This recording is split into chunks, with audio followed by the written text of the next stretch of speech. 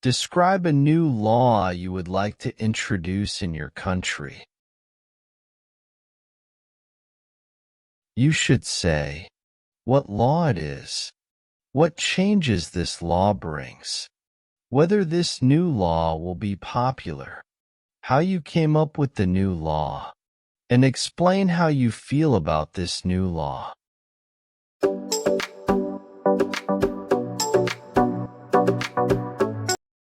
General outline for structuring your answer.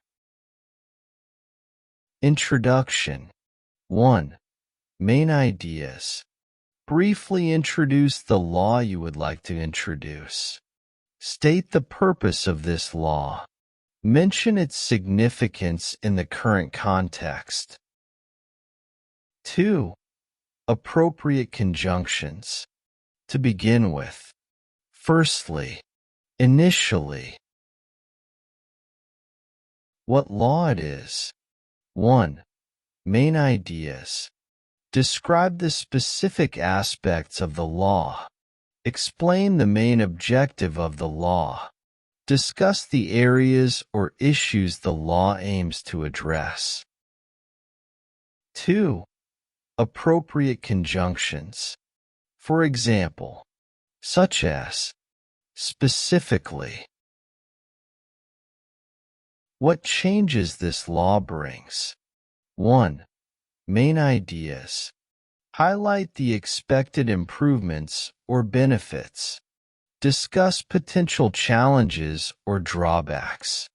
Outline how it will impact different sectors or groups. 2. Appropriate conjunctions. Consequently. As a result. Therefore. Whether this new law will be popular. 1. Main ideas. Predict the general public's reaction. Consider the viewpoints of different stakeholders. Analyze the likelihood of acceptance or resistance. 2. Appropriate conjunctions. In contrast. On the other hand. Conversely. How you came up with the new law. 1. Main ideas. Describe the inspiration or motivation behind the idea. Mention any research or observations that influenced your decision. Discuss the process of formulating the law. 2. Appropriate conjunctions. Due to. Because of. In light of. Explain how you feel about this new law. 1.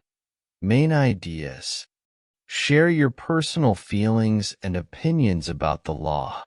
Discuss the potential long-term effects. Reflect on the overall significance and importance. 2. Appropriate conjunctions. Ultimately. In conclusion. To summarize. Comprehensive Sample Answer IELTS Speaking Part 2. Describe a new law you would like to introduce in your country.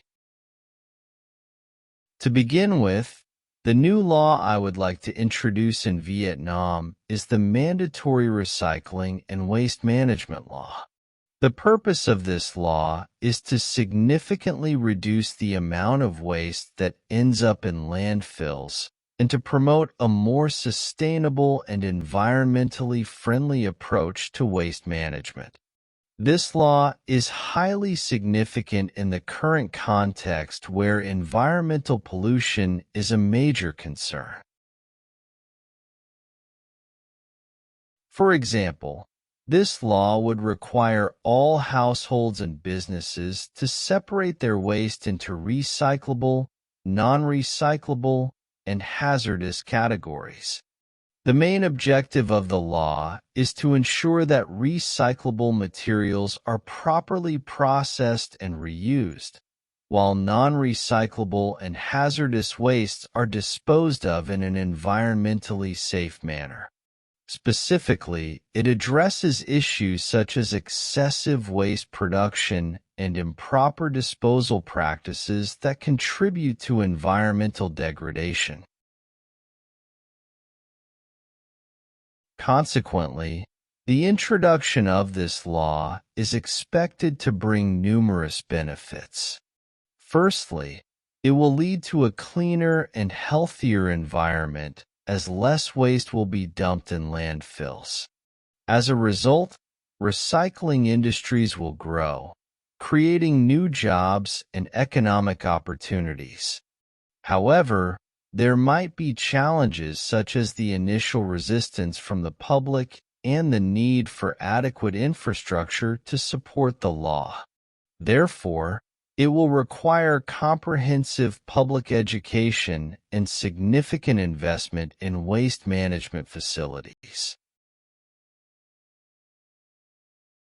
In contrast, while some people may initially resist the changes due to the added effort required for waste separation, others will likely support it due to the clear environmental benefits.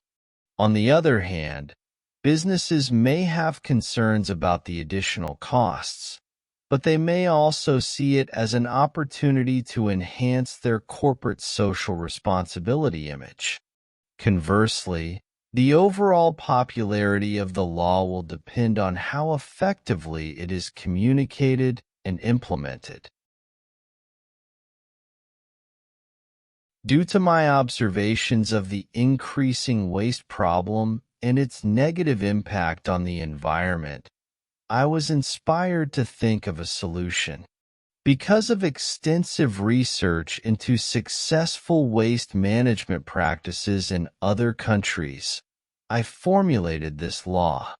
In light of these observations and studies, I believe that a mandatory recycling law would significantly benefit Vietnam. Ultimately, I feel very positive and hopeful about this new law. In conclusion, I believe it has the potential to bring about long-term environmental benefits and a cleaner, healthier living environment for future generations. To summarize, the mandatory recycling and waste management law could be a crucial step towards sustainable development and environmental conservation in Vietnam. Phrases related to the speaking sample: mandatory recycling, waste management, environmental pollution, current context, significantly reduce, landfills, sustainable approach, environmentally friendly, major concern, households, businesses, separate waste, recyclable, non-recyclable, hazardous categories, properly processed, reused, disposed of, environmentally safe, excessive waste production, improper disposal, environmental degradation, numerous benefits, cleaner environment, healthier environment, recycling industries, economic opportunities, initial resistance, adequate infrastructure, comprehensive public education, significant investment, waste management facilities, added effort, clear environmental benefits, corporate social responsibility, effectively communicated, increasing waste problem, negative impact, extensive research, successful practices.